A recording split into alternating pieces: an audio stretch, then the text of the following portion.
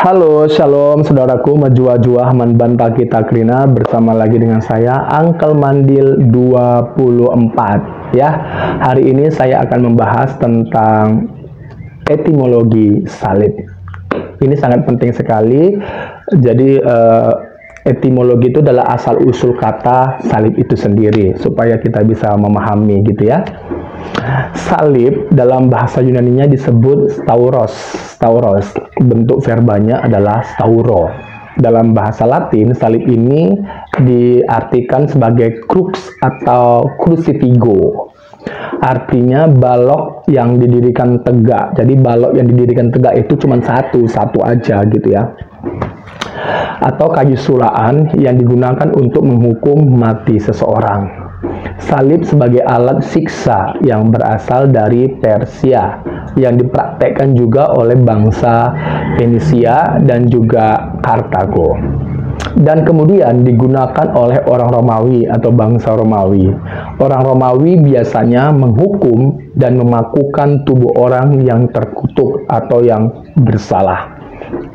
Dan kita baca di dalam nubuatan Nabi Yesaya pasal 53 ayat yang keempat ya, ini berkaitan mengenai sang Mesias itu, yaitu Kristus yang dianggap terkutuk oleh karena disalib, padahal sebenarnya bukan. Nanti saya akan jelaskan ya di berikutnya kenapa Yesus disalib, kenapa apa makna, apa lambang gitu ya.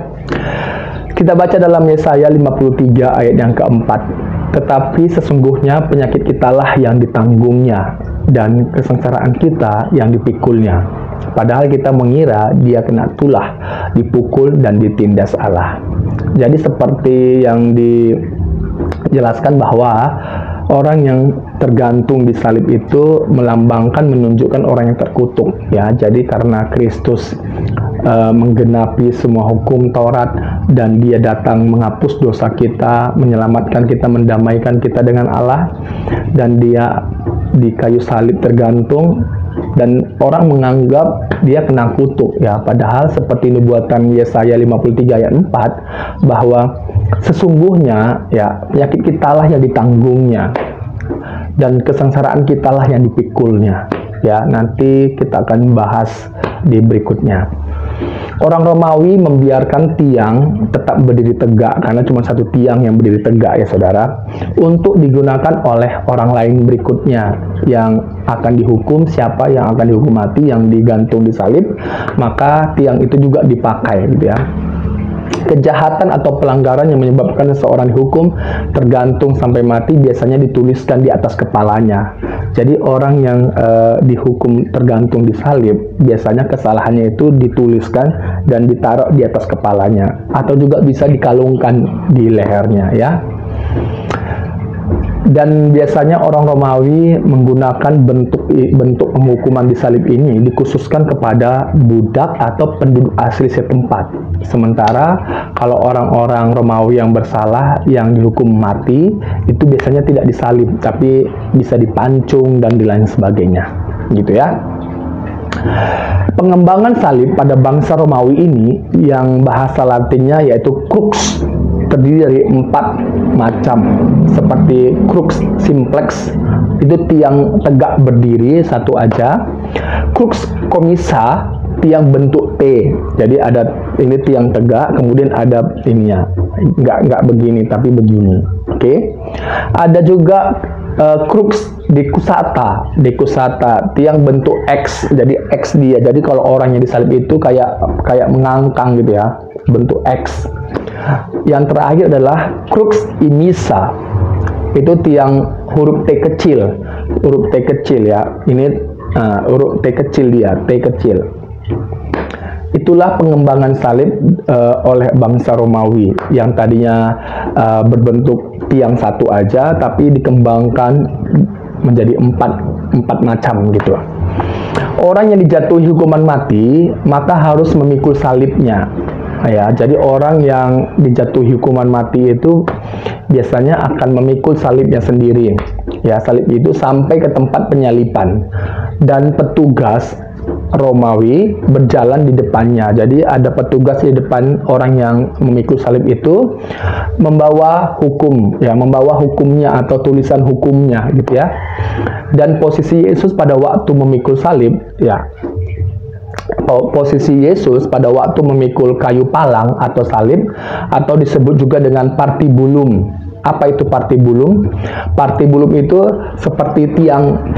Jadi Yesus itu memikul salibnya itu bukan tiang tegak dan tiang seperti horizontal, bukan.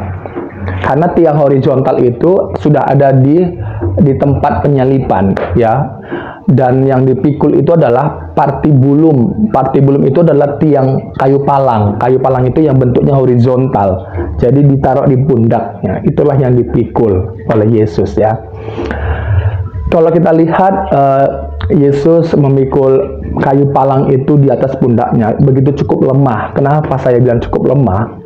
Karena dia sudah dicambuk dengan cambuk yang ada kail besinya, ya, sehingga dikatakan sudah nggak menyerupai lagi manusia, begitu hancurnya, gitu ya, begitu hancurnya. Saya sebenarnya nggak kuat, tapi ya saya kuatkan. Jadi inilah yang dialami oleh Yesus waktu memikul kayu palang itu atau partibulum itu di pundaknya, gitu dia. Begitu kuat, itu begitu kuat, begitu berat kayu itu, kurang lebih ya sekitar 30-an kilo lah ya kayunya. Oleh karena nggak kuatnya lagi Yesus, makanya ada muridnya bernama Petrus yang menggantikan dia, yang memikul kayu palang itu, gitu. Dan biasanya untuk mempercepat kematian seseorang, biasanya orang Romawi itu kalau misalnya mempercepat orang yang tadi mati digantung supaya cepat mati, biasanya mereka mematahkan kaki orang yang digantung itu. Itu makanya dua orang yang di samping oleh Yesus itu dipatahkan kakinya, ya. Tetapi Yesus tidak, karena orang Romawi melihat begitu sengsaranya dia, udah dicambuk dengan begitu dahsyat sehingga tidak menyerupai manusia lagi, ya. Wajahnya juga karena sudah kulitnya, dagingnya sudah memar, udah hancur, udah copot, gitu ya.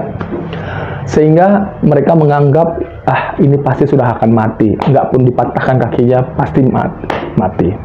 Beda dengan dua orang tadi, ya, yang tidak dicambuk, tapi langsung dibawa kepada penyalipan, gitu. Makanya dua orang yang di samping Yesus kakinya dipatahkan, sementara Yesus tidak, karena begitu mengerikan sekali.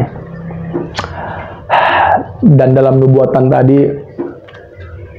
penyakit kita lah, kesengsaraan kita lah yang ditanggungnya, gitu ya. Orang mengira dia kena kutuk di atas kayu salib, padahal semuanya oleh karena untuk saya, untuk saudara.